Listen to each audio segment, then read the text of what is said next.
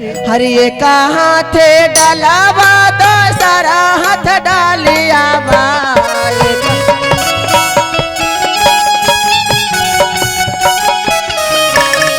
एक हाथ डालावा दूसरा हाथ डालिया हरि रे हियो जी मैया तोरे दादा बजावा हरि रे हियो जी मैया तोरे दादा बजावा अरे एक हाथ डालावा दूसरा हाथ डालिया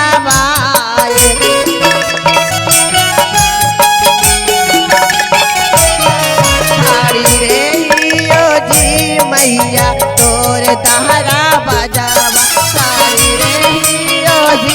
मैया तोरे दादा बजावा और मीठी मीठी ताली सब लोग क्या बात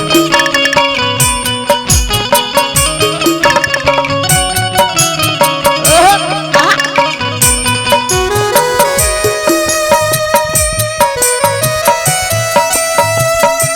क्या बात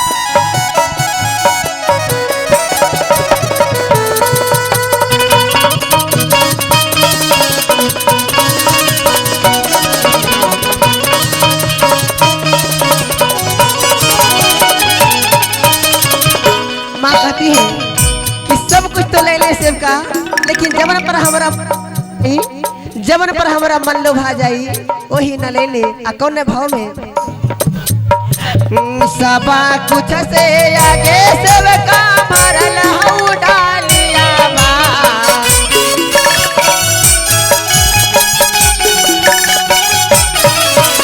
सबा कुछ से आगे सेवका भरल हऊ डालिया काहे ना नहीं लागे सेवका और राहुल के फुलावा काहे ना नहीं लागे सेवका और राहुल के फुलावा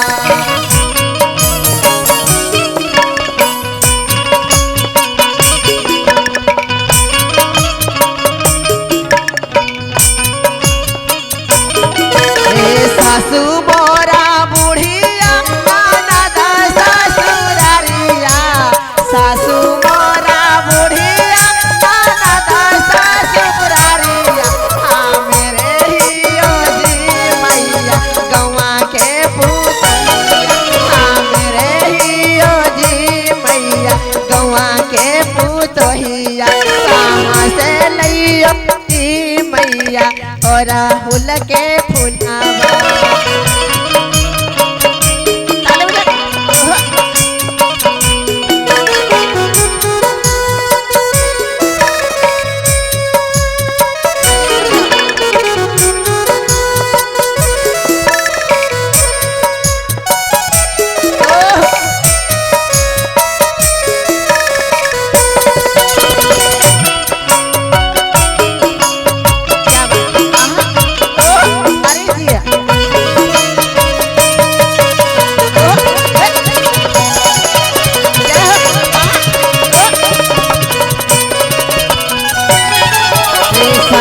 कुछ से आगे सेवका भरल हऊ डालिया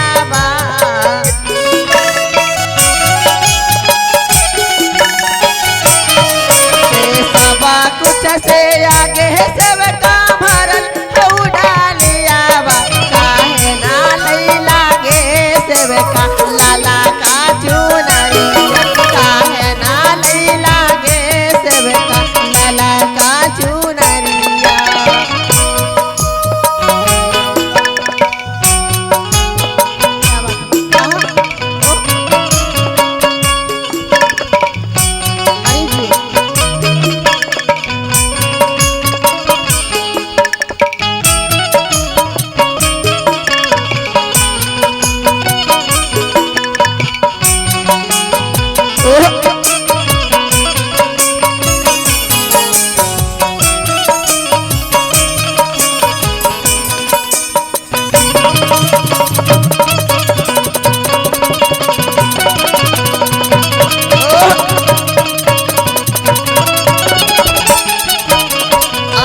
रानी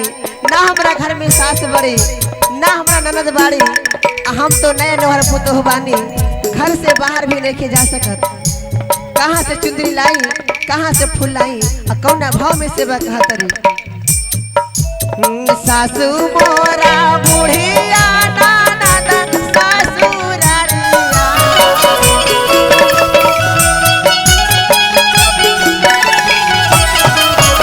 सासू मोरा बुढ़िया ननद ससुरारिया, हाँ मेरे हियो जी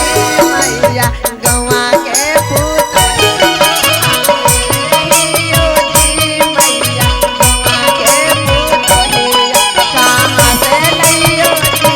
मैया लाला का चुनरिया, कहाँ से लइयो जी मैया लाला का चुनरिया। और का पति जी के दे दा मैया रोजी रोजगारा